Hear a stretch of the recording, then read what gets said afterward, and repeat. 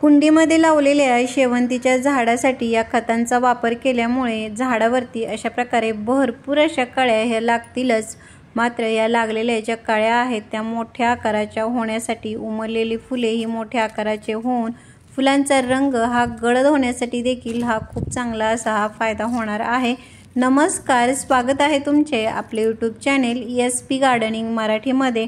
आज आपण या व्हिडिओमध्ये शेवंतीच्या झाडाविषयी माहिती पाहणार आहोत। शेवंतीच्या झाडाच्या चांगल्या वाढीसाठी, भरपूर अशा कळ्या आणि फुले लागण्यासाठी झाडांना कोणती खते द्यायची, झाडाची काळजी कशी घ्यायची, झाडावरती कीड लागते तर त्यासाठी कोणते कीटकनाशक फवारायचे, या सगळ्या विषयीची माहिती देखील आपण या व्हिडिओत पाहणार आहोत। तर त्यासाठी व्हिडिओ कुठेही स्किप न करता शेवटपर्यंत नक्की पहा। आणि जर तुम्ही आपल्या चॅनेलवरती नवीन असाल तर व्हिडिओला लाईक व चॅनेलला सबस्क्राईब करायला मात्र अजिबात विसरू नका।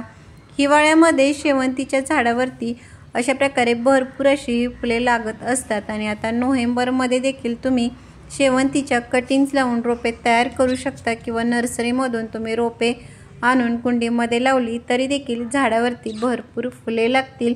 शेवंतीची रोपे ही कुंडीमध्ये लावताना सुरुवातीला माती ही चांगल्या प्रतीची भुसभुशीत तयार करणे हे आवश्यक असते, कारण रोपांची चांगली वाढ झाल्यानंतर त्याच्या मुळापासूनच अनेक दुसरी रोपे ही तयार होत असतात।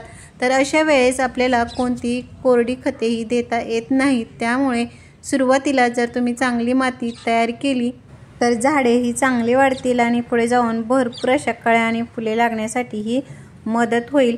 शेवंतीच्या झाडावरती कीड ही लवकर लागते, त्यामध्ये तुम्हाला पांढरा किंवा काळा मावा हा जास्त प्रमाणामध्ये हा पाहायला मिळतो, कारण हिवाळ्यामध्ये जे सकाळचे किंवा संध्याकाळचे जे धुके पडते त्यामुळे पानामध्ये हा ओलावा राहतो आणि ओलावा राहिल्यामुळे त्या ठिकाणी ही कीड लागते।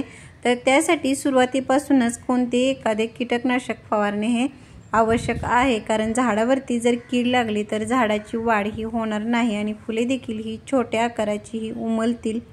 शेवंतीच्या झाडावरती कीड लागू नये म्हणून, त्याचबरोबर झाडावरती भरपूर कळ्या फुले येण्यासाठी आपल्या घरातील ज्या वस्तूचा आपण वापर करणार आहोत ते म्हणजे या कांद्याच्या ह्या साली आहेत। कांद्याच्या साली या झाडांसाठी अतिशय फायदेशीर उपयुक्त अशा आहेत, कारण कांद्याच्या साली खत म्हणूनच नव्हे तर कीटकनाशक म्हणून देखील खूप छान याचा उपयोग असा हा होत असतो।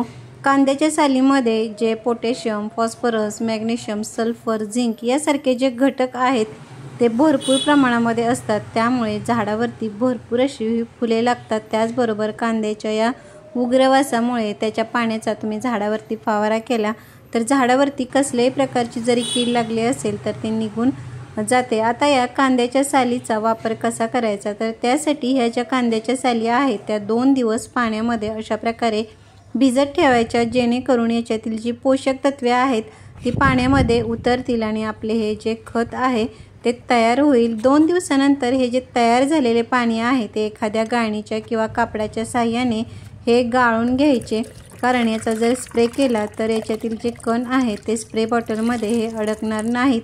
गाळल्यानंतर ह्या ज्या साली आहेत त्या देखील फेकून न देता त्याच्यापासून अजून एकदा तुम्ही लिक्विड खत तयार करू शकता। आता हे जे गाळलेले पाणी आहे त्याचा वापर तसाच हा खत म्हणून हा न करता त्याच्यामध्ये अजून 2 ते 3 पट साधे पाणी मिक्स करून नंतरच याचा वापर हा कीटकनाशक तसेच खत म्हणून हा करायचा आहे।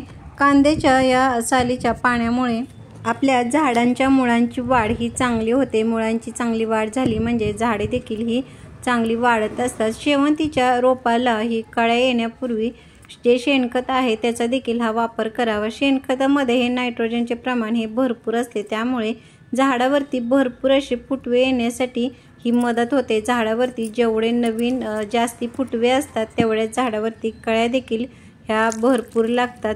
तर अशा प्रकारे शेणखत आणि कांद्याच्या सालीपासून तयार केलेल्या पाण्याचा वापर जर तुम्ही महिन्यातून एकदा जरी केला तर झाडाची वाढ ही चांगली होऊन झाड कळ्या फुलांनी अगदी भरगच्च झालेले तुम्हाला दिसून येईल। तर कसा वाटला व्हिडिओ मला कमेंट बॉक्समध्ये नक्की सांगा। भेटूयात पुढील व्हिडिओमध्ये, तोपर्यंत बाय।